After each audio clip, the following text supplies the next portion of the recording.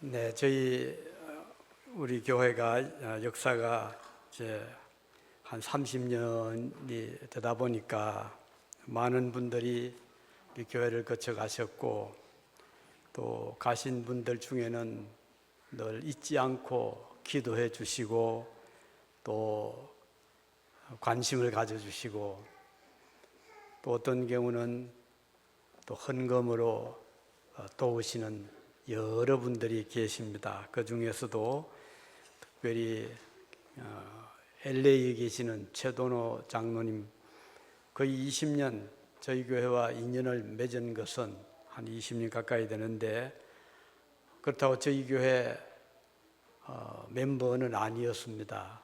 여러 차례 이쪽으로 지나가시는 길에 들리시고 예배 드리고 교제 나누시고, 이렇게 잠깐 교제를 나누시고 가셨지만은 저희 교회를 늘 기억을 해 주셨고, 그리고 끊임없이 헌금으로도 도와주신 참 고마운 장로님이 계시고요.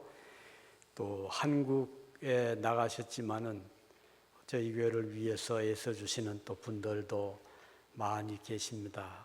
지난번에 말씀드렸던 신일훈 교수님도 이곳에 잠시 교환 방문학자로 오셨지만 돌아가신 다음에도 저희 교회를 위해서 많은 기도를 해 주셨고, 또 틈틈이 헌금으로 도와주셔서 얼마나 큰, 물질 자체보다는 영적으로 또 정신적으로 큰 힘이 되고 있습니다.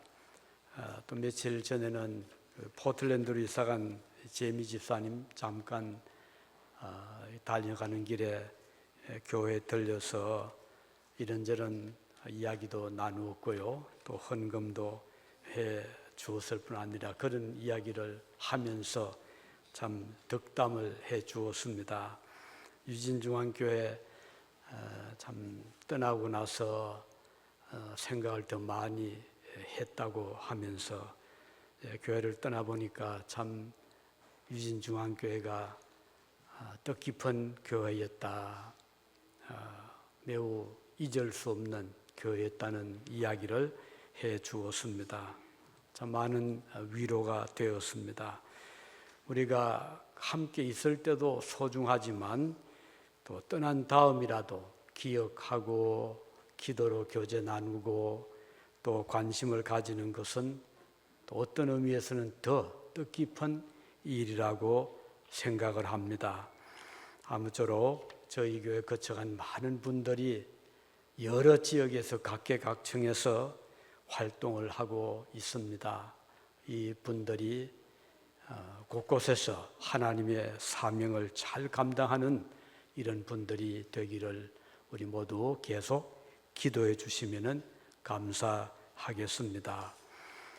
이미 우리가 소식을 들어 알지만 최근에 한국에 화재가 일어나서 산불이 나서 거의 한 30여 명이 목숨을 잃는, 그리고 부상을 입고 화상을 입은 많은 한 60여 명이 이렇게 다치기도 하고 재산을 잃고 정든 집을 잃는 이런 끔찍한 이런 지금 자연재해를 겪고 있습니다.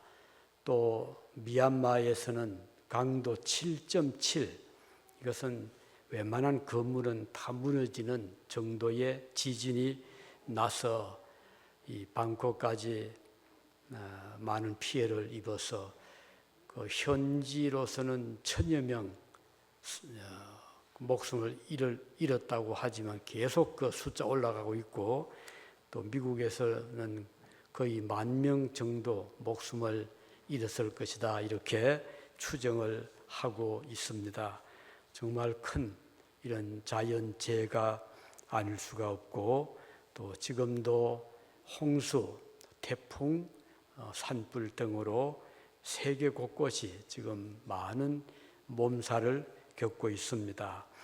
지금까지 겪어보지 못한 일들이 이 세상에는 끊임없이 일어나고 있습니다.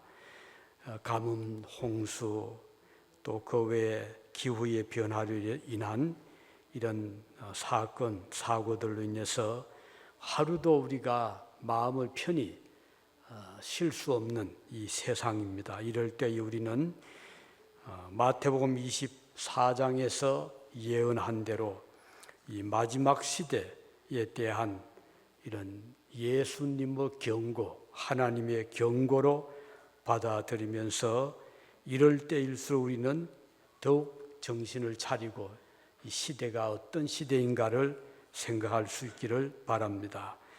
신약 성경에는 다시 오실 예수님에 대한 예언들로 가득 차 있습니다.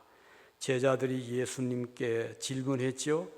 주님이 오시는 날 세상 끝에는 어떤 일이 일어납니까? 이렇게 질문을 했을 때 예수님께서는 대답을 하시면서 이 마지막 시대가 되면 몇 가지 이런 사건들이 일어난다라고 말씀을 하셨습니다.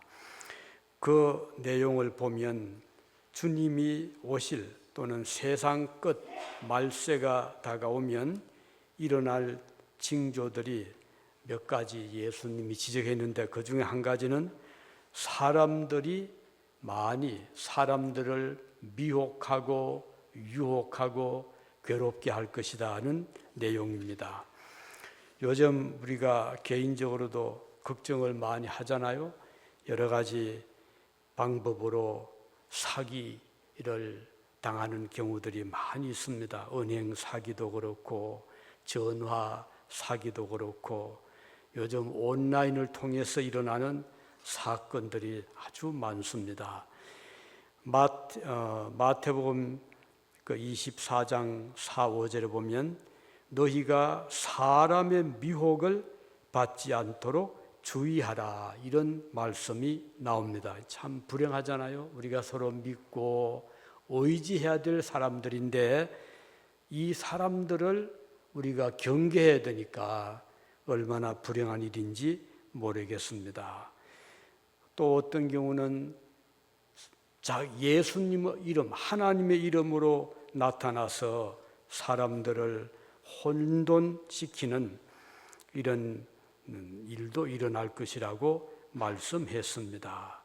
그래서 이 마지막 때가 되면 사람을 믿을 수 없을 정도로 이런 여러 가지 일들이 일어난다는 것입니다. 그리고 또 어떤 징조가 있다고 하셨죠? 그것은 전쟁 또는 난리에 대한 예언입니다.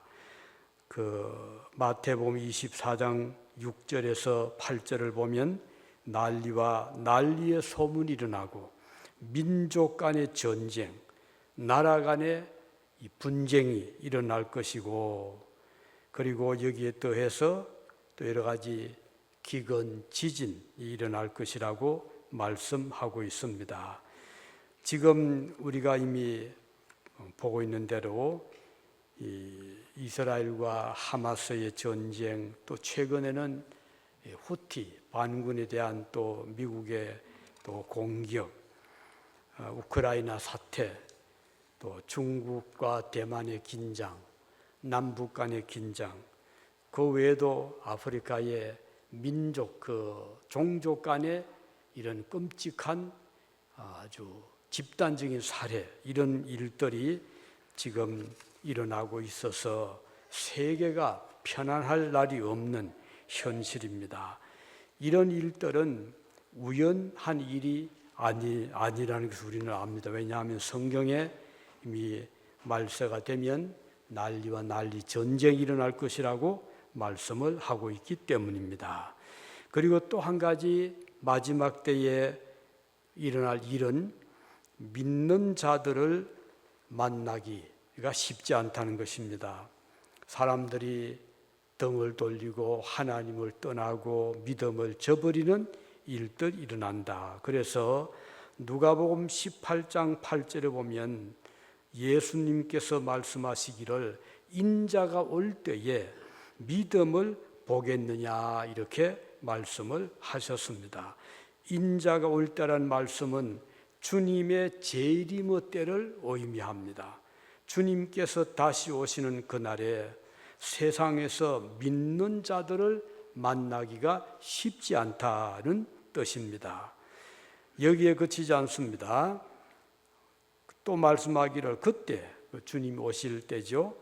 사람들이 환난에 너희들을 넘겨주겠으며 너희를 죽이리니 너희가 내 이름을 위하여 모든 민족에게 미움을 받으리라.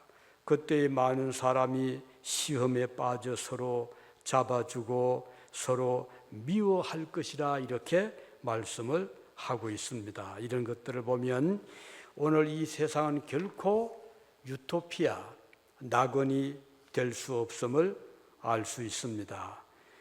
따라서 이런 것들을 우리가 보면서 시대가 점점 마지막을 향해서 가고 있구나 이런 생각을 하게 됩니다.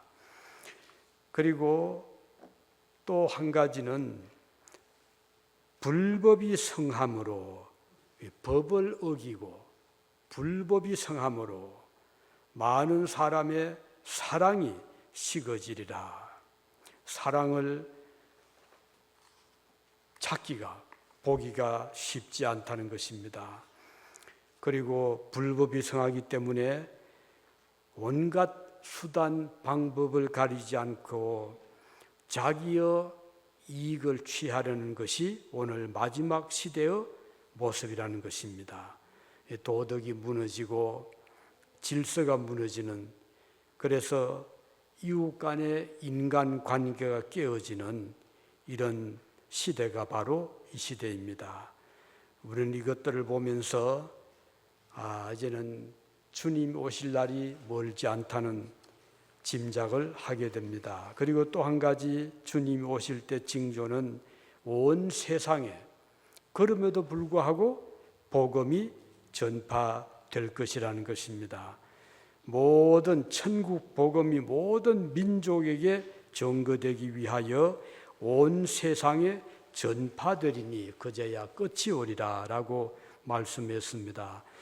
다시 말하면 주님이 오실 때가 되면 이 천국 복음이 여러 지역으로 편만하게 이제 펼쳐나가서 선교사님들을 통해서든 개인을 통해서든 교회를 통해서든 모든 사람들에게 복음이 전파될 것이라 이렇게 말씀을 하고 있습니다.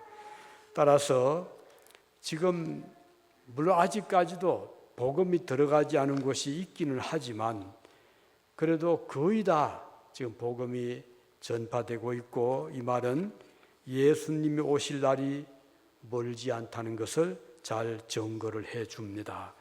오늘 시대적인 이런 징조를 보면서 우리 그리스도인들은 다시 한번 영적으로 경성을 하고 주님을 맞이할 준비를 잘 할 필요가 있습니다. 그럼 주님을 맞이할 준비는 어떻게 해야 될까요? 하나는 영적으로 깨어있는 것, 경성하는 것입니다. 예수님께서 비유로 말씀하신 중에 도적이 집에 침입할 때 밤중에 또는 아침에 새벽에 또는 이른 저녁에 올지 모르지 않느냐. 그렇잖아요. 도적이 갑자기 침입하잖아요. 마찬가지로 주님이 오시는 시기에 대해서도 이렇게 갑자기 예기치 못한 때에 온다. 그럼 어떻게 되죠? 도적을 막기 위해서는 감시 카메라를 두던 24시간을 지키면 보호가 되잖아요. 우리 그리스도인들이 주님의 재림을 맞이해서 어떤 태도를 취해야 될 것인가? 그것은 깨어 있어라는 이 말씀에서 우리가 알 수가 있습니다. 성도들이 영적으로 깨어 있도록 우리 성경은 말씀합니다. 그래서 깨어 있어라. 잠에 취하지 말아라. 왜냐하면 깨어 있어라 이 말씀은 육체적으로 깨어 있는 것을 의미하는 것보다는 영적으로 심적으로, 정신적으로 깨어서 주님 맞이할 준비를 하며 살아가라는 뜻입니다. 그 어떻게 이게 가능하죠? 그래서 우리 매일같이 기도하고 말씀을 묵상하고 믿음을 굳게 하고 하나님의 뜻에 합당한 삶을 살아가도록 노력하는 것이 바로 영적으로 깨어있는 삶의 자세라는 것입니다. 깨어있는 사람은 자신의 해야 될 일을 책임의식을 가지고 감당하는 삶입니다. 우리 각자는 다 맡은 어떤 삶의 책임이 있잖아요. 자신에 대해서 의무가 있습니다. 이것을 우리가 잘 감당하면 그 삶의 의미가 있고 보람이 있습니다.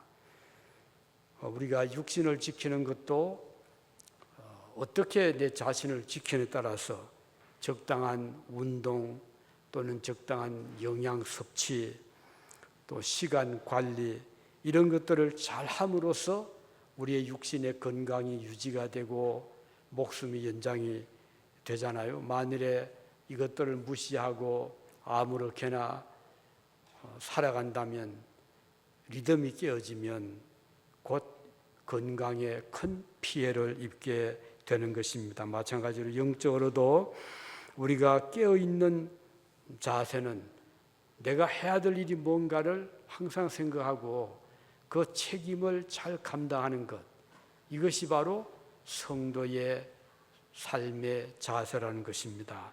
이런 사람은 사랑을 베풀 자에게 사랑을 베푸는 것, 또 도와야 될 사람을 도와주는 것, 내가 해야 될 일을 감당하는 이 모든 것이 다 포함이 되어 있는 것입니다. 물론 그렇게 하지 않고 살아도 살아갈 수 있겠지만 그것은 무책임한 삶이 될 수가 있고 또 해야 될 일을 특별히 우리 모두는 하나님께서 우리를 세상에 보내실 때 각자에게 책임을 지워서 보내주셨거든요. 그러면 우리가 세상에 와서 한 세상을 살면서 하나님께서 우리 각자에게 지워주신 각자에게 주신 사명이죠. 부르심이죠. 콜링이죠. 하나님의 부르심을 다 가지고 살아가는데 그 일을 맡은 일을 감당해 나갈 때 보람이 있고 의미가 있고 그리고 그 속에 기쁨이 있는 것입니다. 그래서 이것은 우리의 환경과는 좀 다르죠. 내가 가령 좋은 그런 집안에서 태어나지 않았어도 또는 소유가 많지 않아도 또는 건강이 좋지 못해도 우리에게 지워주신 각자의 책임은 그 사람에 따라서 다 다르지만 다 있는 것입니다. 아무리 바빠도 바쁜 중에서 우리가 해야 될 일이 있고 아무리 한가해도 해야 될 일이 있는 것이죠. 그래서 우리가 주님의 재림을 앞에 두고 가져야 될 자세는 깨어서 우리의 할 일을 감당하는 것이다 하는 것입니다. 자, 그러면 이 일을 잘 감당할 때 여러 가지 우리가 얻는 축복이 있습니다. 부모로서의 책임을 잘하게 되면 자녀들이 받는 축복이 있잖아요. 자녀들이 참 그 부모님의 좋은 믿음을 이어받기도 하고 또 부모님의 삶을 통해서 저렇게 살아가는 것이 참 좋은 삶이구나 하는 것을 보여줄 수가 있겠습니다.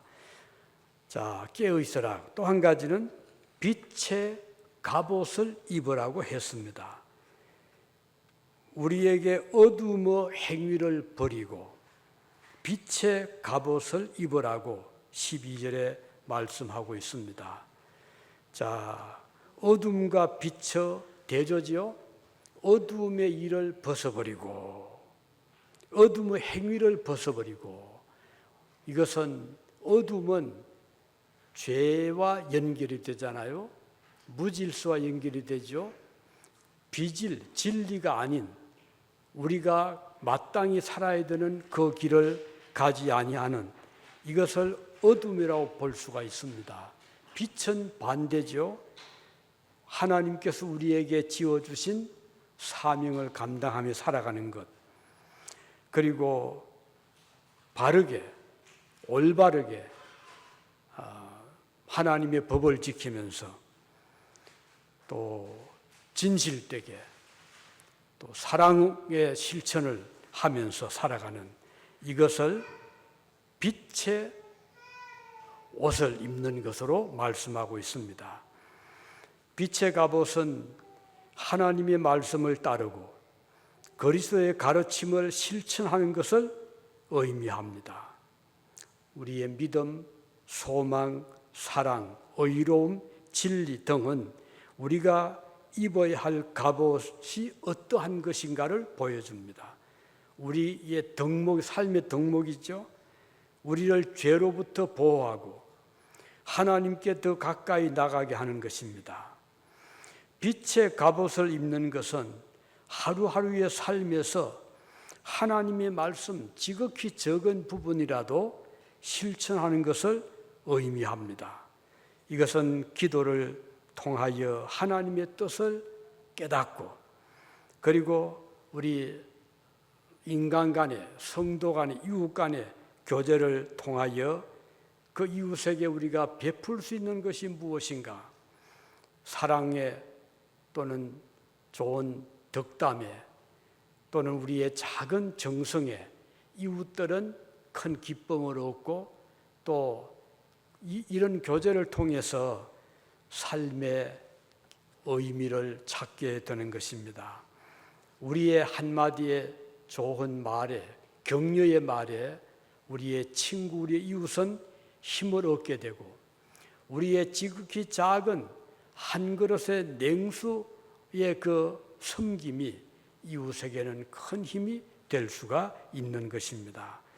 이것은 사랑의 봉사의 삶을 의미하는 것입니다. 비록 우리가 반드시 큰 것만을 생각할 필요는 없습니다. 아주 작은 것이라도 그 작은 삶을 통해서 우리를 만나는 사람들은 엄청난 격려, 희망, 소망, 기쁨, 또 축복을 느끼게 되는 것이죠. 로마서 13장 12절은 우리에게 어둠을 버리고, 첫째는 버릴 것이 있잖아요. 욕심을, 과도한 욕심은 버릴수록 좋잖아요. 욕심을 버리고 이기적인 생각, 나만을 먼저 생각하는 이기적인 생각을 하나하나 정리해 나가고, 그리고 배려하는 마음, 내 이웃을 생각하고 배려하고, 이것이 바로 빛의 갑옷을 입는 삶의 모습입니다. 이것은 우리의 영혼이 성장하는 과정이기도 합니다. 그래서 어두움에 벗어나 빛으로 전환을 함으로써 우리는 어제보다 오늘 더 나은 삶을 살게 되고, 이것이 더 나가면 하나님께 영광을 돌려드리게 되는 것입니다. 얼마나 귀한 삶의 모습이죠. 왜? 하나님이 저와 여러분을 창조해 주셨기 때문에 우리가 지음받은 피조물로서 하나님께서 나를 보내신 목적을 다 이루고 주님이 부르실 때 달려갈 수 있다면 이것만큼 더 큰 보람이 어디에 있겠습니까? 자, 오늘 시대는 마지막 시대입니다. 얼마 있지 않아서 주님이 우리를 데리러 오실 것입니다. 내가 너희를 위해서 처소를 예비하면 내가 다시 와서 너희를 내게로 영접하여 나 있는 곳에 너희도 있게 하리라고 말씀을 하셨습니다. 그러면 우리가 그 나라에 들어갈 것입니다. 주님 나라에 들어가 살 것인데, 천국에 들어가면 이제는 그곳에서는 어둠이 없습니다. 그러니까 어둠과 싸워야 될 이유도 없어요. 그야말로 평화롭고 모든 것이 완전하고 모든 것이 다 이루어진, 완전히 다 성취된 나라에서 사는 것이기 때문에 더 이상의 어떤 갈등도 없습니다. 그러나 이 세상의 삶은 끊임없는 이런 어둠과의 이 충돌이 있게 되고 갈등을 가지게 되고 우리는 그래서 영적으로 무장을 하고 싸우지 않을 수가 없습니다. 이 싸움에서 우리는 이겨야 됩니다. 반드시 승리해야 됩니다. 그런데 이 세상에서의 싸움은 많은 고통이 따를 수가 있습니다. 희생이 요구될 때가 있습니다. 그렇지만 보람된 희생이고 그리고 그 싸움에서 이기고 나면 그것처럼 기쁠 수가 없지요. 우리가 국가 나라를 위해서 순국을 해도 그 이름을 우리가 길이길이 기억을 하잖아요. 우리 대한민국에도 역사를 보면 나라를 위해서 조국을 위해서 개인적인 희생을 한 분들이 많이 있는데 가령 윤봉길 의사 같은 분도 참 우리 대한민국을 위해서 자신의 목숨을 결국은 이제 희생이 되었잖아요. 누가복음 12장 55절 6절에 보면 남풍이 불면 말하기를 심히 더우리라 하나니 과연 그러하니라.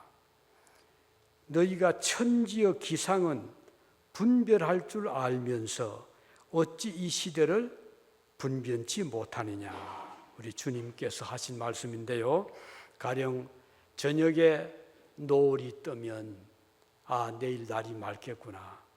아침에 노을이 뜨면 오늘 날이 흐리겠구나. 이게 이 기상 일반적인 상식이잖아요.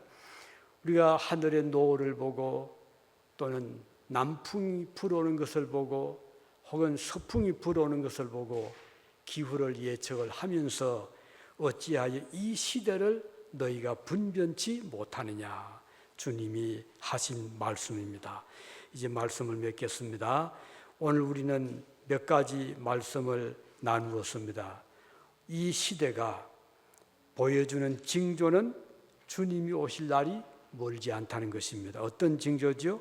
사람들이 미혹하고 속임을 베풀고 사람들을 괴롭게 하는, 그래서 이것이 주님의 오실 날이 멀지 않은 때다. 난리와 전쟁의 소문이 일어나는 것도 주님이 오실 날이 멀지 않은 증거다. 믿는 자들이 많이 믿음을 저버리고 하나님을 떠나는 것도 하나의 증거다. 복음이 온 세상 끝까지 전파되는 것을 보면 주님의 재림이 멀지 않다는 증거다고 말씀하고 있고, 그럼 우리가 어떻게 해야 되죠? 먼저 깨어 있어야 된다. 영적으로 세상이 깊이 잠들 때 주님이 오시는 때가 새벽이 될는지 밤중일는지 초정이 될는지 모르지만 우리는 항상 깨어서 기도하고 말씀으로 살아가야 된다. 그리고 마지막으로 빛의 갑옷을 입고 살아가자. 밝은 빛 속에, 빛은 진리의 빛이죠. 진리는 하나님이시고 그의 말씀입니다. 하나님의 말씀, 하나님의 밝은 빛을 우리가 받으면서 살아가는 어둠의 일을 계속 우리는 거부하고 싸우고 어둠을 우리는 물리치면서 진리의 빛을 우리 자신들도 그 가운데 살 뿐 아니라 이 빛을 또 베풀 수 있는, 전할 수 있는 이런 자들이 되시기를 바랍니다. 기도하시겠습니다.